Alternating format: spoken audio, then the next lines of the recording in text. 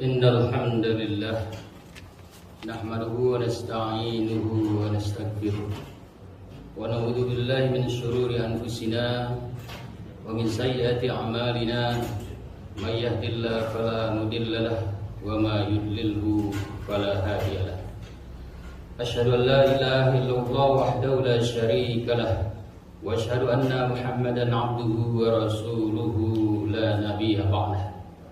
Allahumma shalli wa sallim wa barik ala sayyidina Muhammad wa ala alihi wa sahbihi ajma'in. Amma ba'd. Qala Allah ta'ala fil Qur'anil 'azim, a'udzu billahi minasy syaithanir rajim. Bismillahirrahmanirrahim. Ya ayyuhalladzina amanu taqullaha haqqa tuqatih wa la tamutunna illa wa antum muslimun. Hadirin kaum muslimin jamaah Masjid At-Tur BIP rahimahumullah.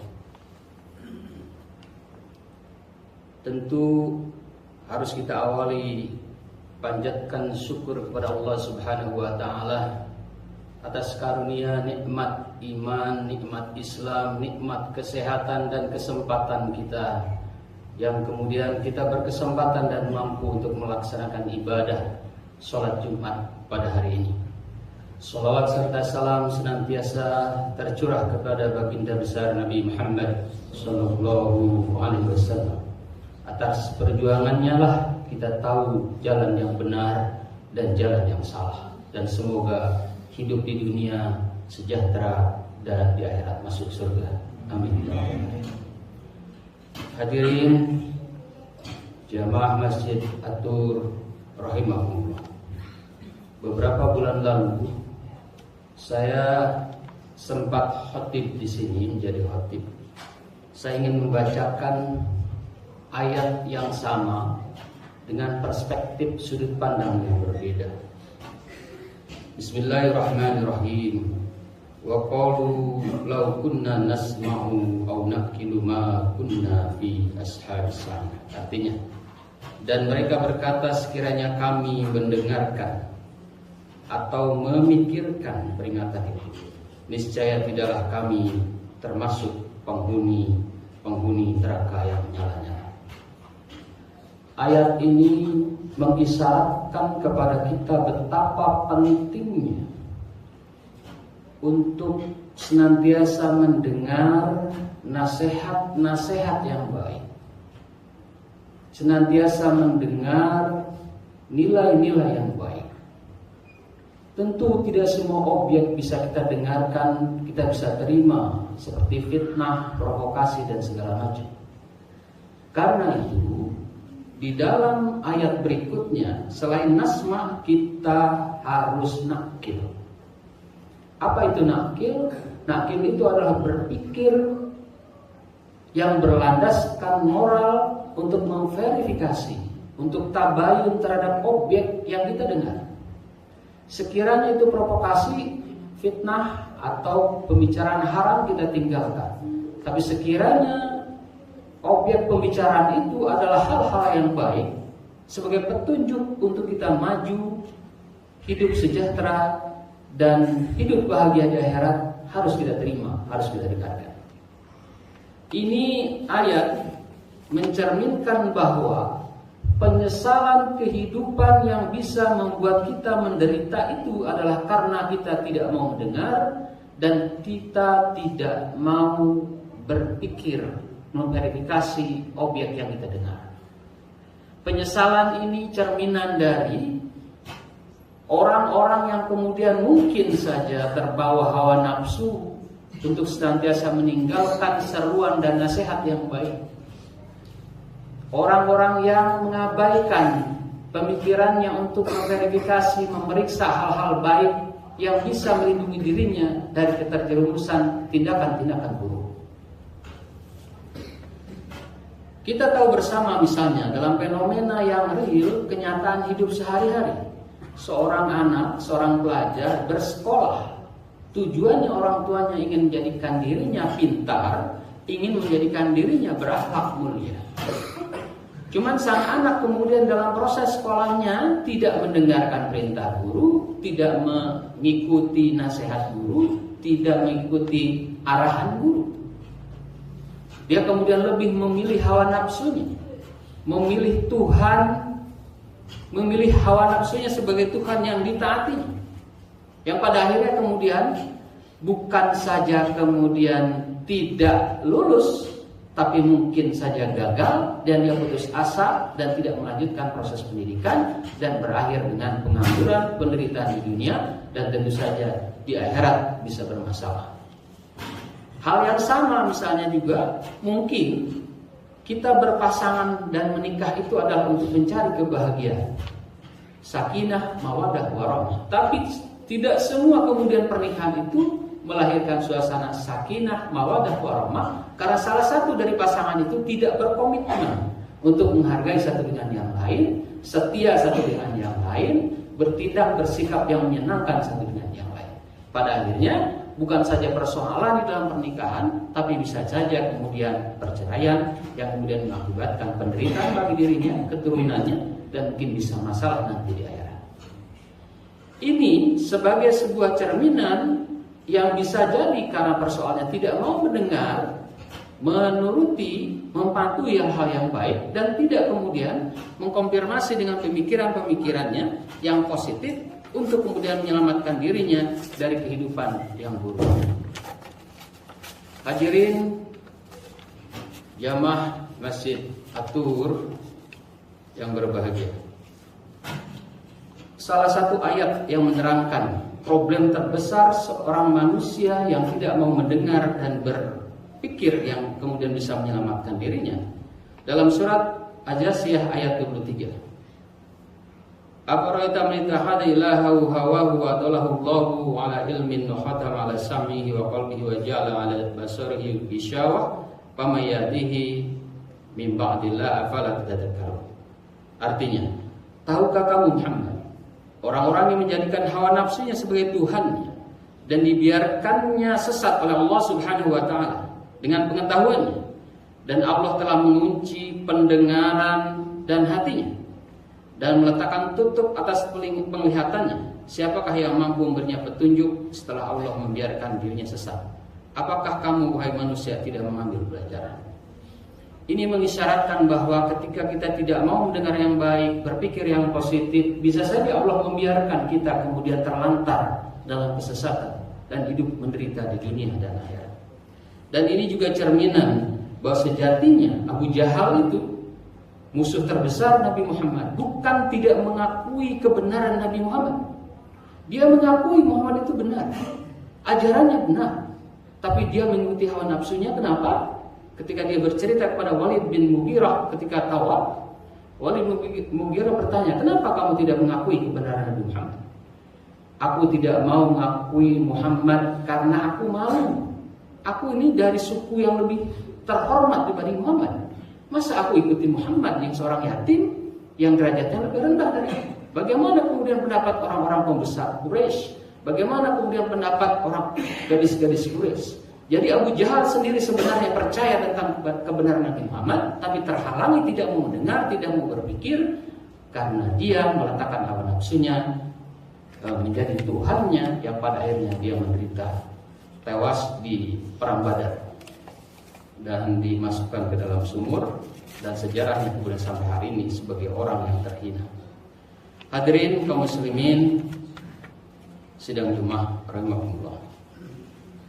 Ada hal yang kemudian menarik yang perlu kita cermati, bahwa dalam kehidupan ini perlu kita mengambil, mendengar dan berpikir hal-hal yang positif yang memungkinkan kita bisa selamat dari kehidupan dunia dan akhirat.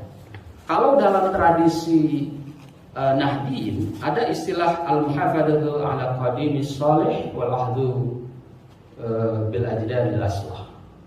Orang-orang Nahdiyin dirumuskan oleh para ulamanya, oleh Hasyim Asy'ari dan seterusnya. Ketika kemudian merespon sesuatu dalam fenomena kehidupan ini, mereka selalu menggunakan perspektif cara berpikir mempertahankan hal-hal baik yang sudah diwariskan oleh leluhur kita dan mengadopsi nilai-nilai baik, nilai-nilai kebaruan yang lebih baik. Contoh, sistem pemerintahan Indonesia zaman dulu sebelum kemerdekaan itu adalah kerajaan. Kemudian kita mengadopsi sistem demokrasi. Karena sistem demokrasi itu dianggap lebih baik dalam tatanan pengelolaan, kekuasaan bisa dikontrol oleh rakyat. Kemudian dalam pendekatan mengambil hal yang baik dari warisan lama, kemudian mengambil yang lebih baik dari pembaharuan yang baru. Sistem sekolah baru, sound system ini baru.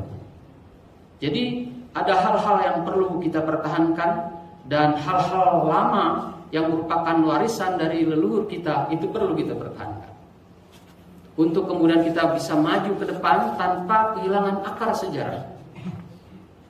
Beberapa hari lalu jamaah Masjid Raya Telaga Kahuripan, termasuk juga masjid jamaah dari At-Tuhur dan jamaah Al-Ikhlas, itu melakukan ziarah ke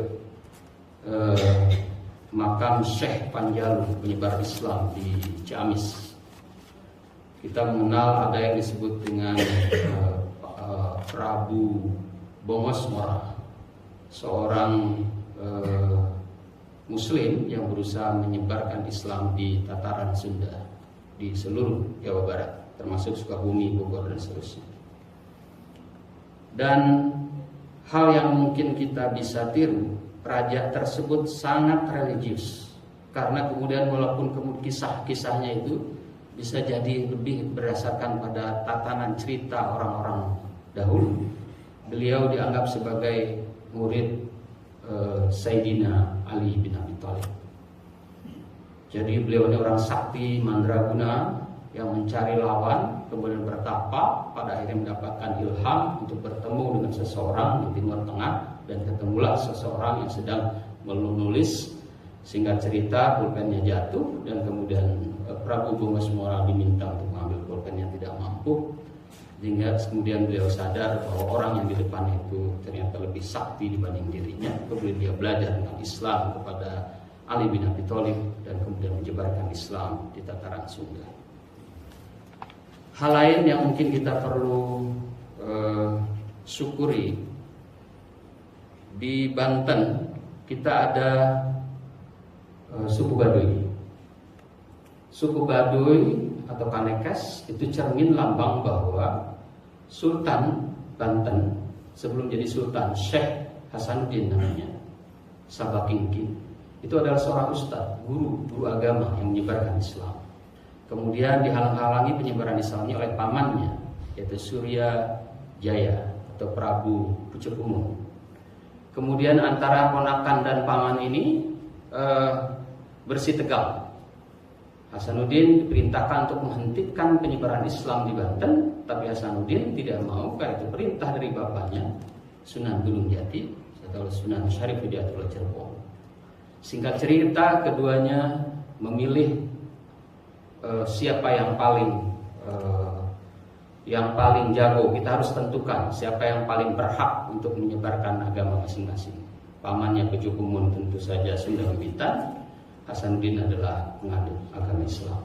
Tapi keduanya yang sangat positif adalah menjaga harmoni. Baik, kurang lebih pamannya, oke, kita bertempur, tapi jangan mengorbankan rakyat kita. Jangan ada darah yang tertumpah karena kita. Mereka bersepakat kita bertarung dengan menggunakan instrumen alat lain, adu ayam. Singkat cerita, ayam Sultan Hasanuddin, yaitu Sawung Papak, kemudian ayam Pucuk Umun itu adalah Jalak Rarawe. Jalak Rarawe kemudian singkat cerita dikalahkan oleh Sultan Hasanuddin. Kemudian Sultan Hasanuddin memburu Prabu Pucuk Umum dengan kesatria, menyerahkan seluruh kekuasaan kepada Sultan Hasanuddin atau Hasanuddin. Dan kemudian ketika para bawahan prajurit Sultan Hasanuddin meminta, gimana Syekh Hasanuddin, apakah Pucuk Umum kita buru? Tidak usah. Kemudian Pucuk Umum pergi membawa seluruh pasukannya ke suku Baduy sekarang. Dan suku Baduy itu kemudian terpelihara dan terjaga. Salah satu yang positif dari mereka adalah melindungi hutan. Mereka sangat setia terhadap ajarannya untuk menyeimbangkan dan memelihara hutan sebagai sumber kehidupan. Itu mungkin salah satu warisan yang perlu kita jaga, bahwa orang Sunda atau Jawa Barat ini adalah orang yang sangat menghargai toleransi, tidak ingin menumpahkan darah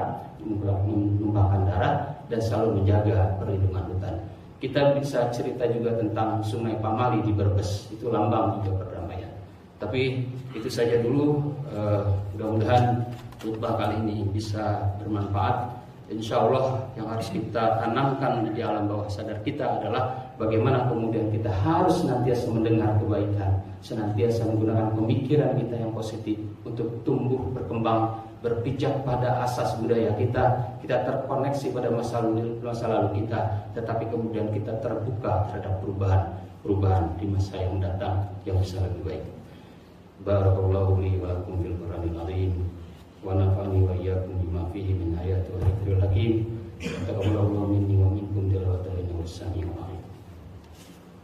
Allahumma shalli 'ala sayyidina Muhammadin wa 'ala ali sayyidina Muhammad.